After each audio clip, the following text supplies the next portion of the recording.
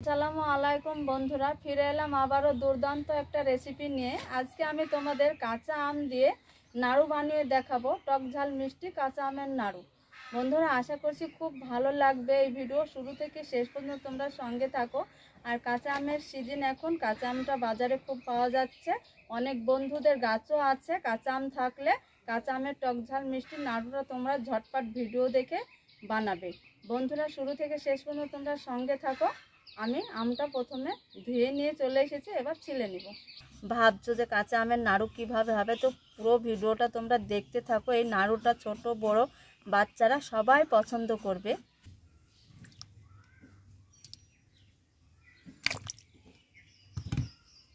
বন্ধুরা, একটা গ্রেটার নিয়েছি, গ্রেটারের সাহায্যে এই আমটা ঘষে নিব।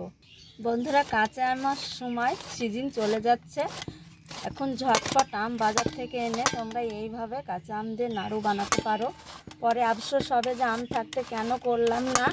কাঁচা আম দিয়ে কত কিছু খাবার হয় বন্ধুরা। আমটা এইভাবে ঘষে নিব।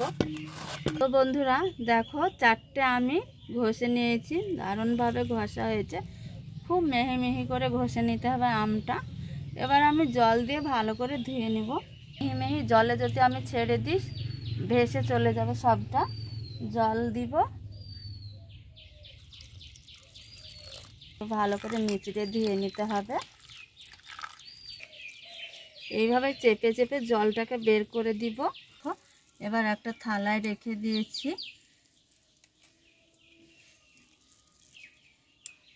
তো বন্ধুরা, খুব ভালোভাবে নিচড়িয়ে জলটা বের করে নিয়েছি। এবার এইখানে আমি 4টে আম নিয়েছি। 4টে আমে এইখানে আমি 250 গ্রাম চিনি। এই অবস্থায় চিনিটা এইভাবে ভালো করে আমি আমে মেখে নিব। খুব ভালোভাবে মেখে নিতে হবে।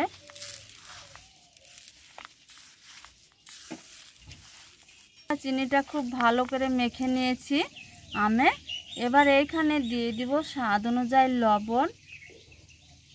লবণটা দিয়ে দিয়েছি, আরও ভালো করে এইভাবে মেখে নিব। দেখো কিভাবে মেখে নিয়েছি। এবার আমি 10 থেকে 15 মিনিট থালায় এইভাবে ঢাকা দিয়ে রেখে দিব।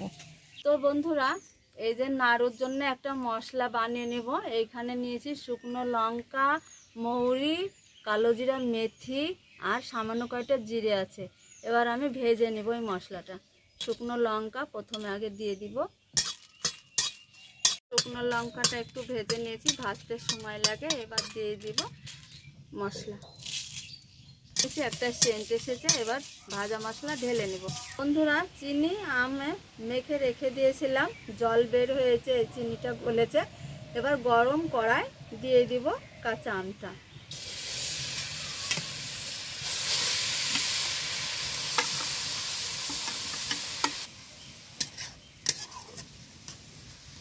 এইবার নাড়াচাড়া করব না, একটু আমি এইভাবে চুলায় রেখে দিব বসিয়ে। তো বন্ধুরা, শিলপাটায় এই যে মশলাটা গুঁড়ো করে নিব।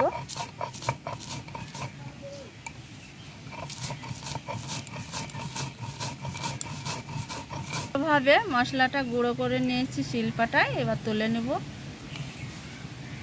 তো বন্ধুরা, এই যে কাঁচা আমের নাড়ু করার জন্য এই যে আমি দিয়ে দিয়েছি এইখানে চুলায় আমটা। আর এইভাবে নাড়াচাড়া করে দেখো চিনিটা গলে কত সুন্দর একটা কালার চলে এসেছে। এবার আমি এইখানে ভেজে রাখা মশলা গুঁড়ো দিয়ে দিব। পরিমাণ মতো চিনি দিতে হবে। 4টে আম নিয়েছি, 250 গ্রাম চিনি দিয়েছি। তো দেখো পাকটা ভালোভাবে তৈরি করে নিব, হওয়ার মাঝামাঝি হয়েছে।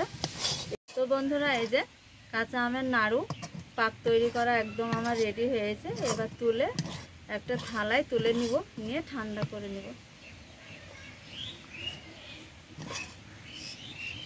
এইভাবে একটু মেলিয়ে দিব, তাড়াতাড়ি ঠান্ডা হয়ে যাবে।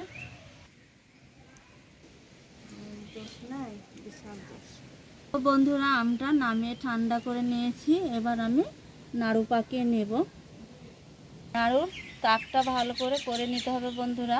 এইভাবে নাড়ুটা করে নেব। এই যে দেখো কত সুন্দর হয়েছে।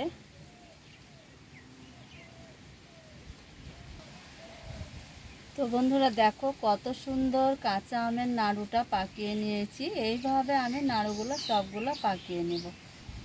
এই যে বন্ধুরা একটা পাকানো হয়েছে। তো বন্ধুরা এই যে কাঁচা আমের নাড়ুটা পাকানো হয়েছে, আশা করছি তোমাদের খুব ভালো লেগেছে। ভালো লাগলে তোমরা লাইক কমেন্ট শেয়ার করবে। আর এই যে কাঁচা আমের নাড়ুটা, কাঁচা আমের এই যে ফ্লেভারটা থাকে, এত সুন্দর হয়। এটা একটা কৌটোতে ভরে রেখে দিলে থেকে যাবে বন্ধুরা, আর বাচ্চারা খুবই পছন্দ করবে। এইভাবে তোমরা কাঁচা আমের নাড়ুটা করবে অবশ্যই।